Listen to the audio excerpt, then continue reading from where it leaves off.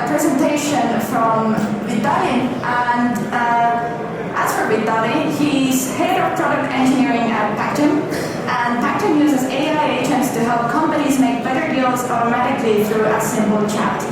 He's a previous CTO of Better Medicine, creating AI tools for radiologists, and has built scalable systems at Starships Technologies and Transferwise. Now, beyond engineering, Vitalii shares knowledge through his Substack and a podcast at mapforengineers.com. And today, Vitalii is here to talk about Iron Man suit for engineers, specifically AI agents. Please welcome to the stage, Vitalii.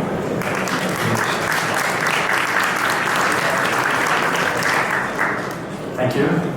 Can you hear me well, by the way? Yeah? Check, check. All right. I see people are slowly gathering, so let's warm up. And while people are gathering, I want to say my talk will be complementary to the one that Alex did and before the pipe drive. And I'll go deeper into some topics on using AI agents professionally for high-performing product engineering teams in startups like Pactum, and they can apply to any other companies, and how to do it when there are high stakes and there's no room for error. And then lately also talk about what you need to know, or what are the mental models that can be helpful to build AI agents for production. And where does it leave us engineers in terms of skills and competencies, and what can we do? What's the highest leverage work we can do at the current era? All right, but you can hear me, right? I'm just checking. Yes, okay. A little bit about me. As I said, as was introduced, I'm head of product engineering at Pactum right now. And not previously, but right now, as well as a hobby, I run a podcast and a blog called mapforengineers.com, where I explore different topics on engineering. In fact, I had a person coming to me at the break, Priidu, and he said, "Oh, I watched all your podcasts, and they're very cool." I was like, "Wow, that's great. It definitely made my day. Thanks, Priidu." Okay. And before I was ex-CTO at Better Medicine, where we did AI cancer diagnostics tools, and there you can imagine it's a very high-stake environment, right? So there's no room for error. It's a very heavily regulated field. Before that, I was in a Starship self-driving company, building self-driving cars, not cars, but robots delivering food. And also, before that, I was in fintech called Transferwise, or Wise, quite well known in Estonia. So that's about me. I'm also a hackathoner. I used to attend a lot of Garage 48 events and other hackathons, organized a few. In fact, I'll be at the next one at Garage 48 15-year anniversary hackathon, so join me there as well. A little bit about my podcast, yes. So I talk on different themes with people. I had Carl, with whom we talked actually and explored AI agents. We did a deep dive. I talked to Anton Keks, maybe you know him from engineering circles in Estonia. We talked about some deep problems in software engineering right now. Finance engineering with Alvar. We talked about product engineering. He's veteran in engineering in Estonia, and other topics. But yeah, last week I was in Paris and I visited the AI engineering conference. Learned a lot about how to build AI agents for production and what different companies like Spotify, Shopify, what they think of it. And yeah, after conference, I actually sit down and wrote a blog post about it, what I learned in it. You can check it out. And after conference, of course, I explored Paris a bit. I went to Louvre, I made a selfie with Mona Lisa. In fact, there are a lot of people there. It's really hard to make a selfie there. And there are a lot of shiny things in Louvre. Like, they're really, like, I haven't seen such big diamonds in my life. And it's kind of a metaphor with AI agents, because it's like this big shiny thing at the moment, and everyone is like, ooh, this is cool. But back to the conference from last week. So when I was in Paris, and as Alex said, like 1 month in AI is like 1 year everywhere else. People talk about advanced things like context engineering. Shopify person from Shopify talked about it. Sentry guys talked about Sentry MCP. We had people from Arise who built AI engineering platform, they talked about system prompt engineering with meta prompts. Llama Cloud talked about information extraction from documents. BMW guys talked about GUI agents. Now for JCEO talked about knowledge graphs, right, and GraphRack. And Swix, very famous person in AI circles, talked about the whole state of AI. But where does it leave us engineers, and how do we orient in this world? So what I noticed as head of product engineering, I speak with a lot of engineers and interact with a lot of engineers in the industry. I hire a lot as well. And engineers have a mix of emotions, being confused, they don't know what skills they should learn next. Some are afraid, will I lose my job? Some are overwhelmed, they feel like they can't keep up and they feel like drowning. Some are overly excited, as we saw, we see these Twitter posts where people brag about how many lines of codes they can produce with their agents, right? Some are cautious, some are curious what they can build with the rise of AI agents, and the list goes on, right? And again, AI agents is like this big shiny thing that people are trying to figure out what's the value of it at the moment. So today I would like to go with you over map for engineers in this AI agents era. And it's also going to be very relevant for executives in your org who make changes. Pretty much people like Pipedrive, CTO, Director of Engineering, who are introducing these changes in big organizations, right, and are trying to navigate this field. I want to understand the audience a bit, like how many engineers have less than 3 years of industry experience? Raise your hands. Okay, few. What about 5 years, around 5 years? 4 to 6 years. And 10 years? Roughly 10 years, okay. How many of you are engineering executives making some decisions and maybe hiring, maybe something else, okay? And who are non-technical, maybe PMs or business savvy oriented? All right, yeah, so mostly technical folks. So I want to give you useful models to help you navigate this Wild West. And the first model you have to understand is code is liability, and coding is not the bottleneck. And you have to understand it as an engineer. And this is the first step to you being a successful engineer. And there is a famous post by Gergely Ors, who runs the Pragmatic Engineering newsletter. This is one of the most famous engineering newsletters out there. And he wrote this thing, and this is a very deep thing. I want to read it aloud with you. So, fundamental truths about software. Code is liability. The more code you have, I feel like my microphone is a bit... Is it better now? Okay. Yeah, let's try it. Let's try to go with it. The more code you have, the more bugs you tend to have. The more complex the system, I think we need to fix this. No? Okay, you see. Alright, I'll try. The more complex the system, the more important architecture becomes. Writing maintainable code is a lot more effort than just getting it to work. So it's not just about vibe coding. The speed of typing out code has never been a bottleneck, never, in the industry. And none of the above changes with the rise of AI tools. So if AI tools can generate code faster, we should ask ourselves what will happen. What does it mean to us? What does it mean to our industry? Here's my view on what skills still matter. And this is my view as a person who hires engineers actively. And has hired a lot and did more than 200, 300 engineering interviews in my life. And the first fundamental or principle is that software fundamentals matter. Understanding how to write clean code matters. Refactoring matters a lot.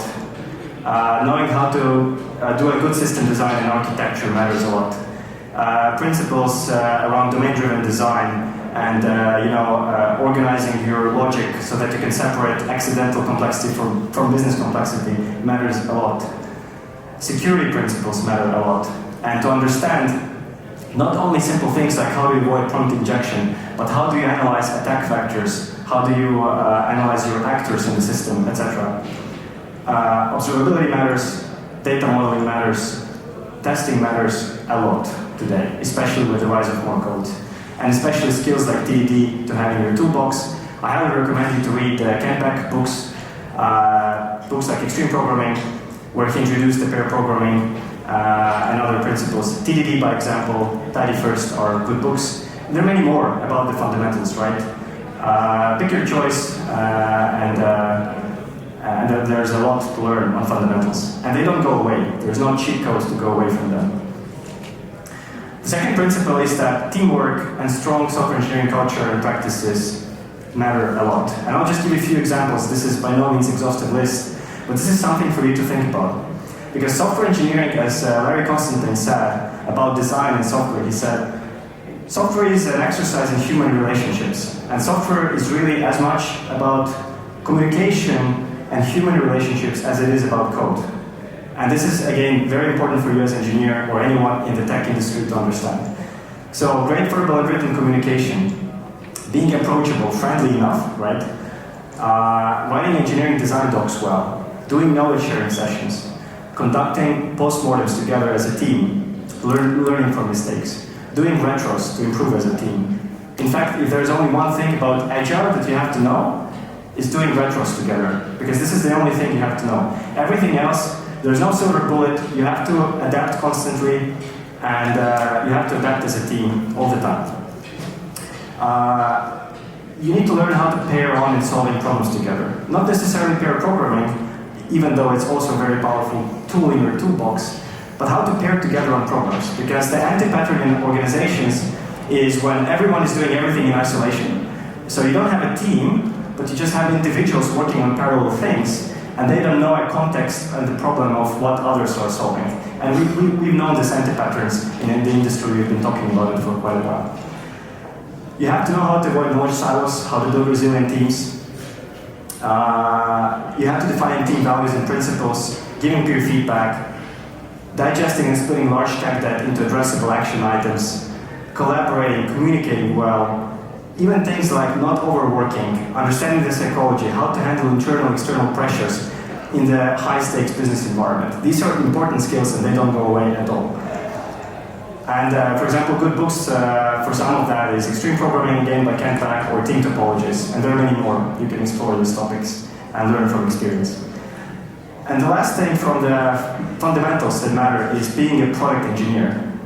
And this matters a lot. And this means, first and foremost, all your engineers, all, without exception, have to understand your business domain and product very well, your users, your customers.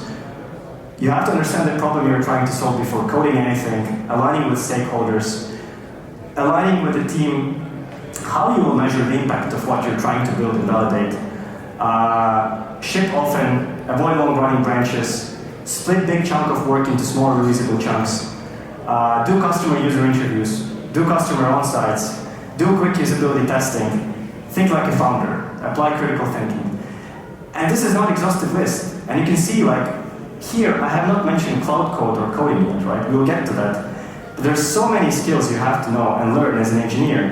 And this is why I believe our job is not going away, but it has to evolve. And in fact, in some high-performing companies like Wise, Starship, and Pactum, and others like Pipedrive, it already evolved into these principles. And these companies understand it.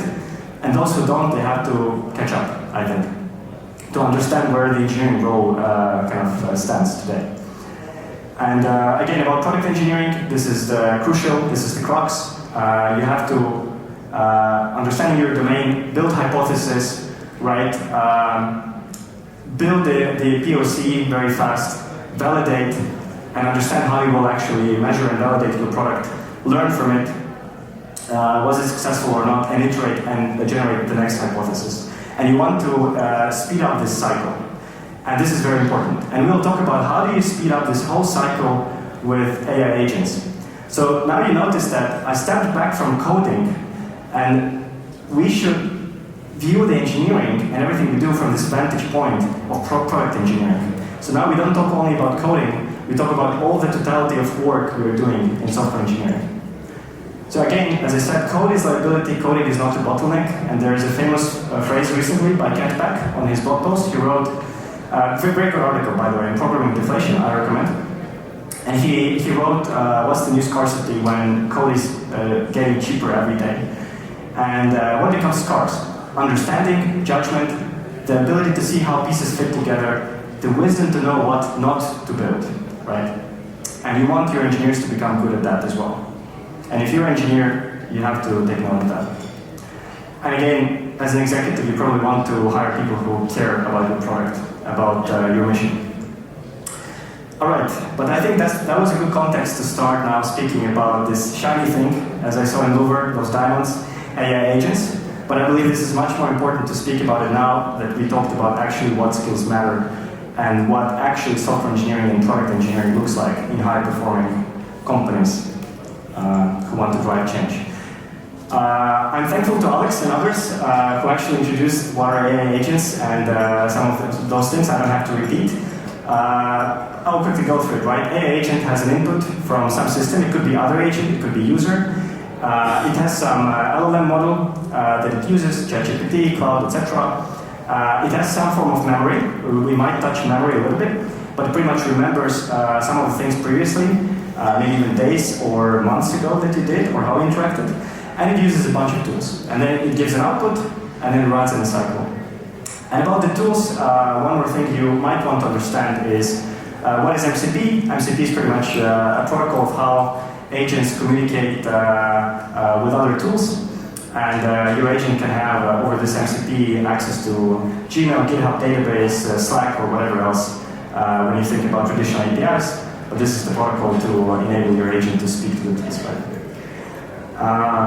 Now, you can explore, by the way, all of these MCP servers on the internet. There are many places to find them. An example of it, for example, are documentation of frameworks that Cloud Code can use and fetch it from MCP servers like Context Center. So, one more point about hiring engineers and how companies evolve. So, as we saw in Pipedrive, they're adopting AI agents actively. In Pactum, we're also adopting AI agents very actively. And many companies, and this is just a public info from Zapier, they already include it in their career maps as well, or in their framework, how they evaluate performance of not only engineering organization, but the rest as well. Product, support, people, HR, marketing. And there's a spectrum pretty much pushing everyone and all functions of the company to adopt AI agents. Engineering including. And we will talk about how we as engineers want to think about adopting AI agents. So I would roughly divide AI agent skills for engineers into two buckets. And the first bucket is using agents for software engineering. And the second bucket is building agents for production use, right? And these are two different buckets because they need a little bit different skill set, but one bucket builds intuition for another. The left one builds intuition for the right. So in the left one, I suggest you, right, to experiment with Cloud Code or other agents. I'm not affiliated with Cloud Code or any of these companies. Try using different MCP servers, and over time try more advanced feedback loops as you learn more. And we'll talk about feedback loops later as well. And and the more important thing is use Cloud Code for different use cases in your software engineering workflow. And now building agents for production use is a different beast. We are building those in Pactum, and it requires a bit more advanced skills, which you can build growingly, step by step. And these are things like how to do prompt engineering and system prompt engineering design and improvements. How do you do context engineering? AI evals is a very big topic. Offline and online pipelines in your whole testing pipeline. How do you do observability? How do you do RAG? Agent workflows, MCP servers, security considerations, sometimes compliance considerations, etc., etc. And again, as I said, left builds the intuition for the right. Using AI agents for your own software engineering will build the intuition on some things on the right, how to build agents for production.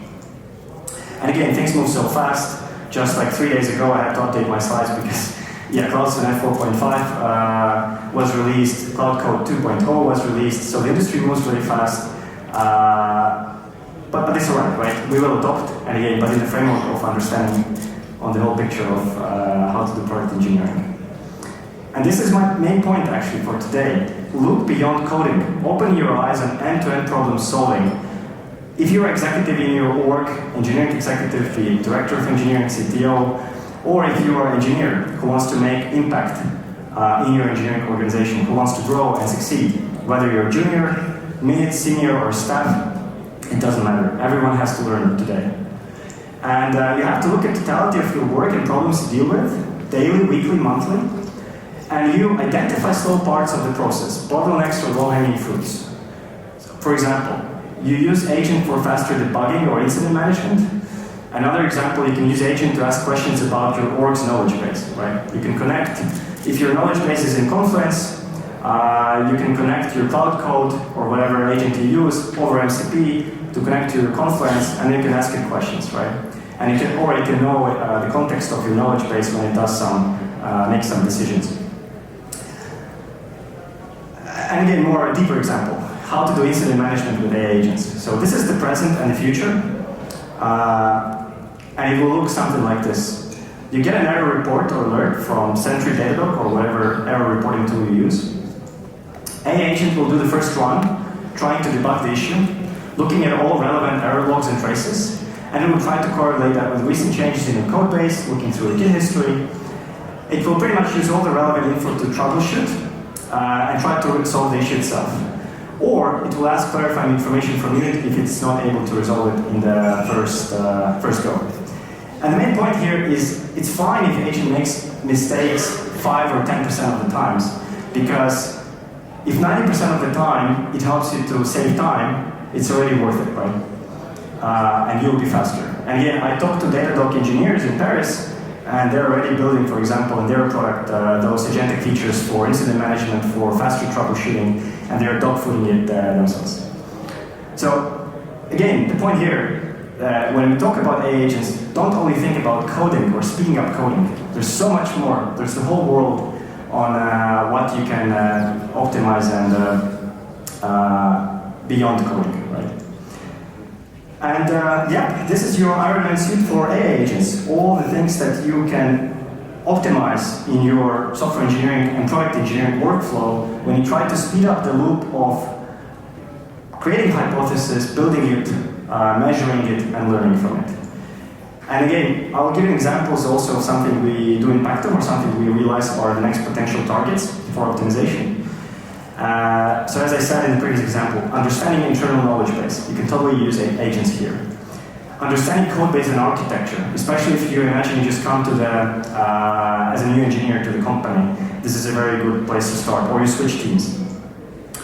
Again, you can have a coding agent, right?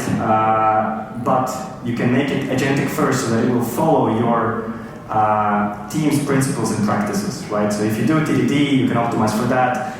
If you have some certain conventions about testing or how you refactor things, you can also push agent to follow that. You can do security reviews in CI/CD pipeline, right?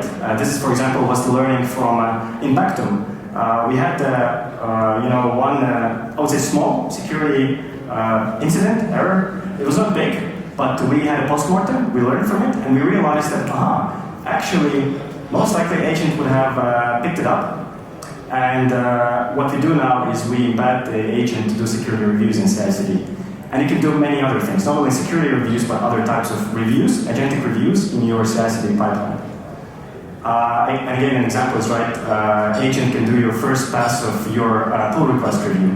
And for example, if your team follows some engineering checklist with some principles, an example would be, is your feature documented in some place where you agree your documentation is, you can prime your agent to kind of give you kind of, not an error, but like information that, hey, you forgot to update the documentation, or maybe in the future it will actually update it itself, right?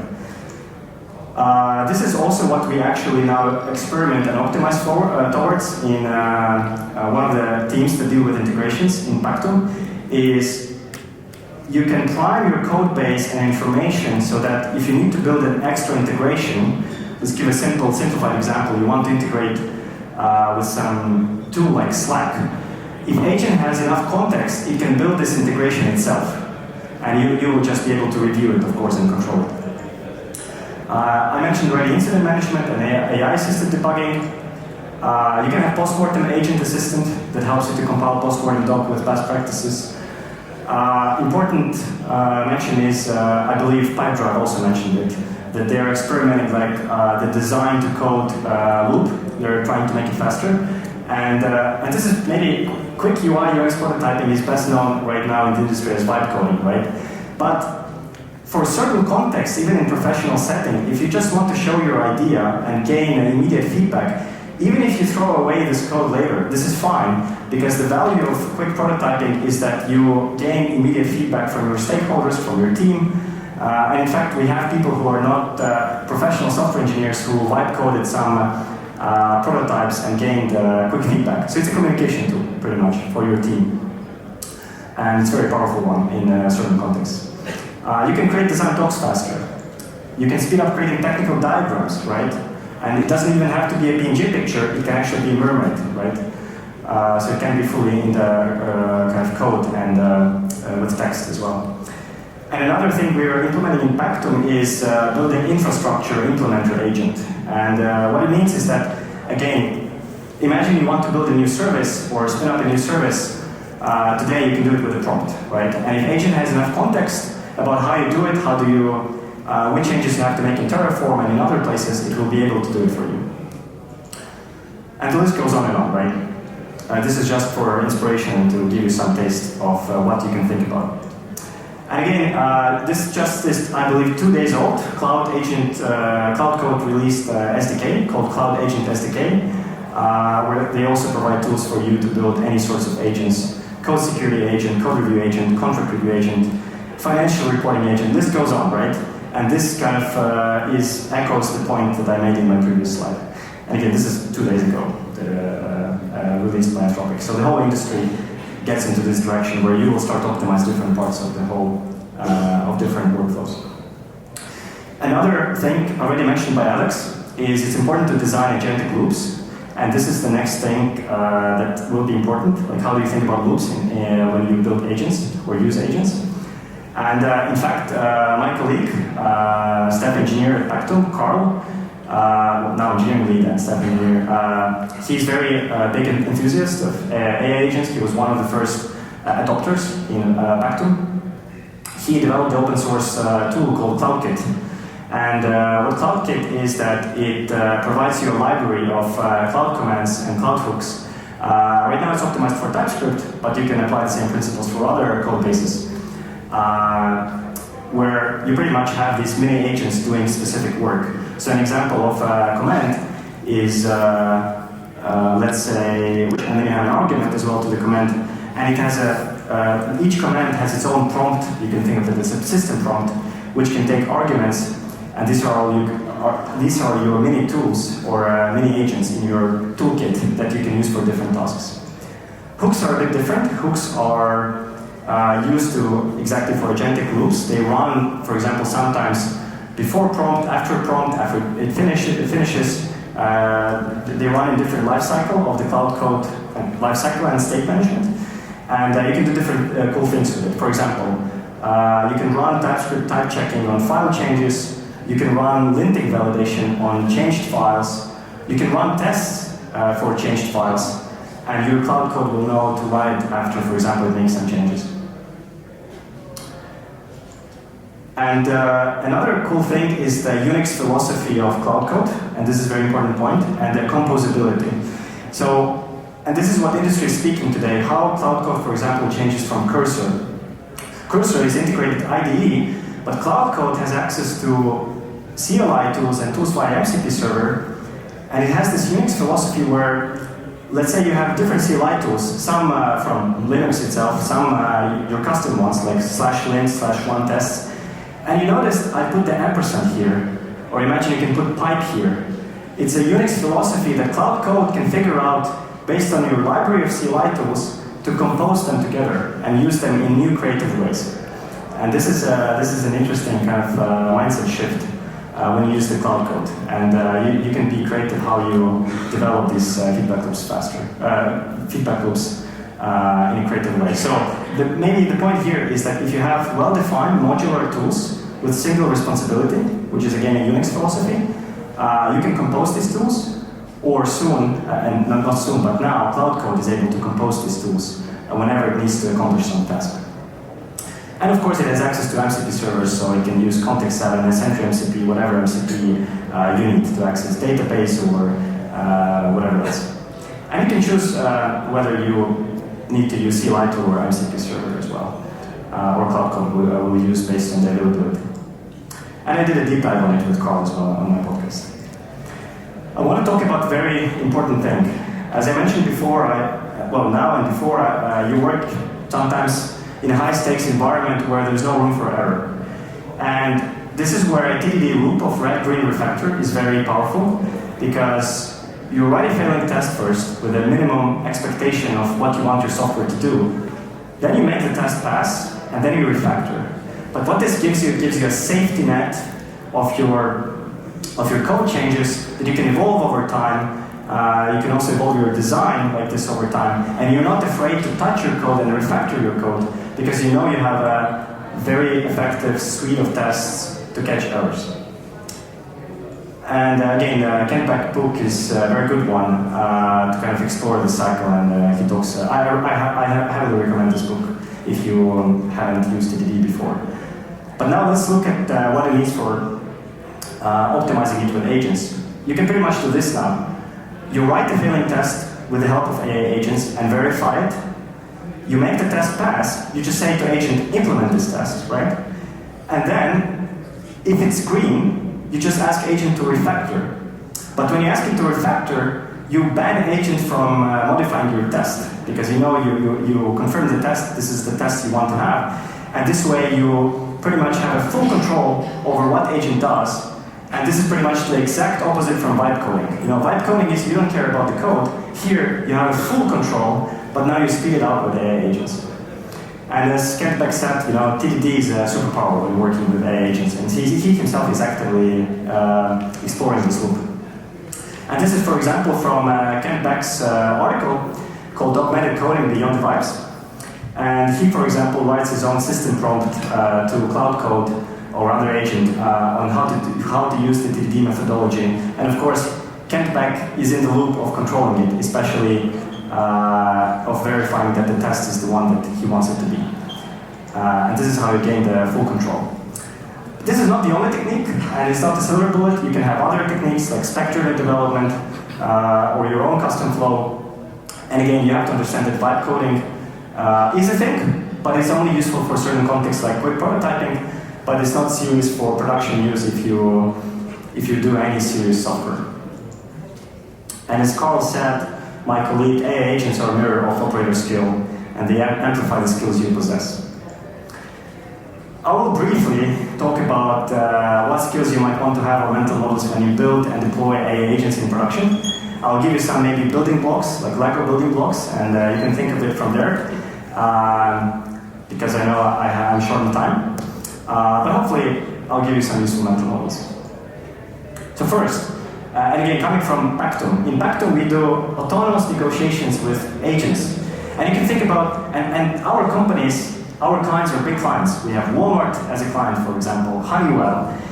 And we cannot afford any room for error. You know, we are negotiating sometimes multi-million deals. And people ask us, how can you use agents if you know you have to control the output, or how big clients trust you? And maybe like one mental model is that you can have undeterministic small environment within the whole deterministic system. You can still control the whole output, but have some bits and pieces of undeterminism that still maps to deterministic outputs. So if you think about it, LLM, for example, is very good from mapping the unstructured input to some predefined branches. And you can imagine those can be some enums, categories, whatever you want it to be, that you control, that you define, and then you go from there. So pretty much you can see how LLM is a mapper, and you can see on the left we have full undeterminism, and on the right we have pretty much classical code, right? So again, this is one primitive you can think about when you develop more complicated workflows.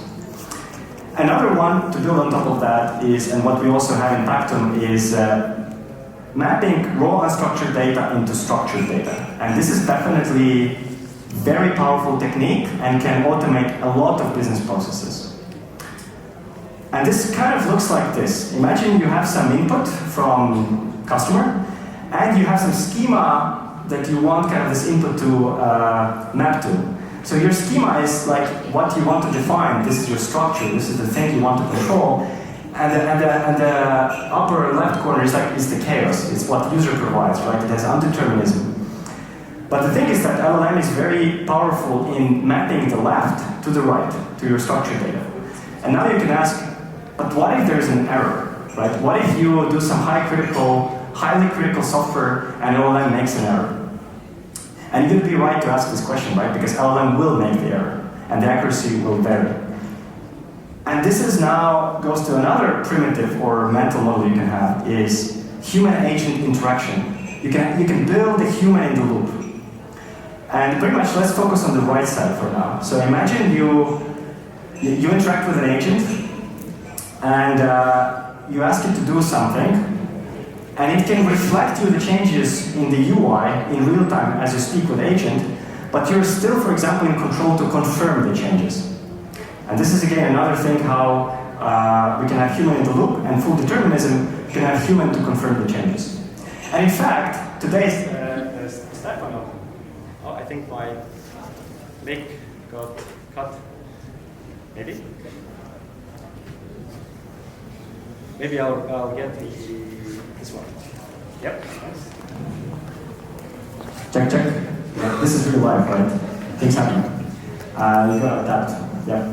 But we saw this Stefano, and I made a picture and put it in my slides today. Just again, it shows this pattern, exactly this pattern. And this is, check the very right. The Stefano was speaking to an agent. And what happened on the left? The result, the reflection in the UI. And you could interact with an agent or make changes in the UI, but you have kind of this full duplex environment, and Stefano is fully in control, right? But still, agent helps him to speed up his work. And this was in the conference. Shopify guy talked about how they use the same pattern in Shopify to speed up some processes for the customer in their Shopify dashboard or admin experience. Exactly the same pattern. Another thing, and I'll briefly mention it because I lack of time. You have to think about AI evals when you build production agents. And this is number one rule. You have to understand the confidence level of what you build. And there are many techniques. How you gather the data set, how you gather the ground truth, how do you label it, how do you validate. But the whole point maybe here is go and read about it. But the main point is you have to have confidence level in your system, and you want to make sure that there are no big regressions if you make changes to your prompt, for example. And this is very important, because if you're an engineer and I make a small prompt change, I want to see if my performance improved or decreased. And this is a bit different mindset from normal testing, because in usual testing you have a very discrete environment, it's very deterministic, you either pass or fail the test, but here you have probabilities and uncertainties. You have to think in terms of accuracies, recall, etc. You can think of different things, and Alex, I believe, mentioned it, agent workflows. As you get better at this in terms of building production agents, you can start thinking of more complicated flows, what things you run in parallel, and you can build pretty much the whole branches and workflow of how agents interact with tools. Context engineering is a big topic. We will not go into there, but this is a very important one. In Pactum, for example, we take it very seriously, because this is one of the best indicators if your agents will be effective or not. Because you can think of it like this, garbage in, garbage out, right? If you give garbage to the agent, it will produce garbage.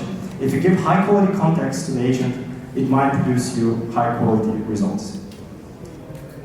And as a company or for your free time and hobby, you can explore open source tools and frameworks for building AI agents. They have primitives, Mastra, AI SDK from Verso, LangFuse, LangChain. For example, in Pactum, we right now are exploring and adopting LangFuse. But again, I'm not affiliated with any of these companies. You can pick any. There are many more, I'm sure. So go explore this.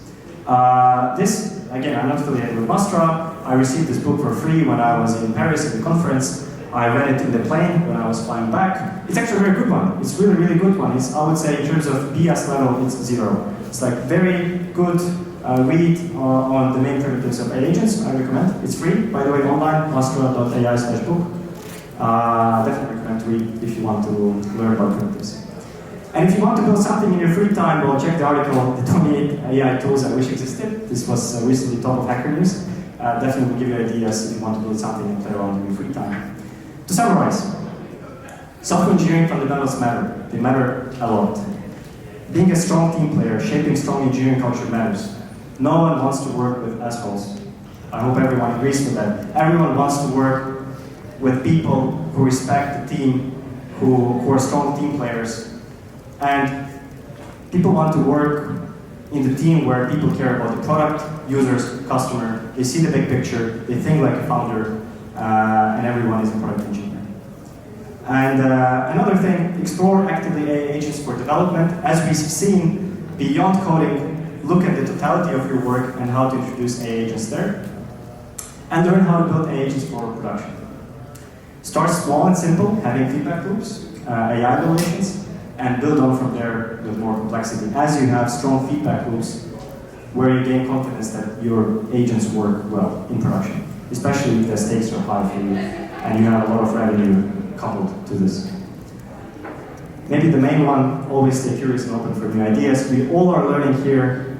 I'm head of product engineering, but I'm just as junior as every one of you. We're just learning. This is totally the Wild West, and we should stay humble and learn from each other. In Pactum, in fact, we have a lot of knowledge sharing sessions now where we literally learn from each other because it's a completely unexplored territory that we are actively exploring at the moment. We are hiring in Pactum. This is pretty much everything I will say about Pactum. Yes, we are building agents, in fact, to automate procurement for Fortune 500 companies. We recently raised 50 million round. We are growing. So you can check out pactum.com/careers. You can talk to me. And in fact, we have a bunch of Pactonians here in the room, and you can chat to them as well. You can review slides here as well. I made them public. This is also a link to my podcast, Map for Engineers. You can check it out, and there are slides there. Thank you, and thank you for having me.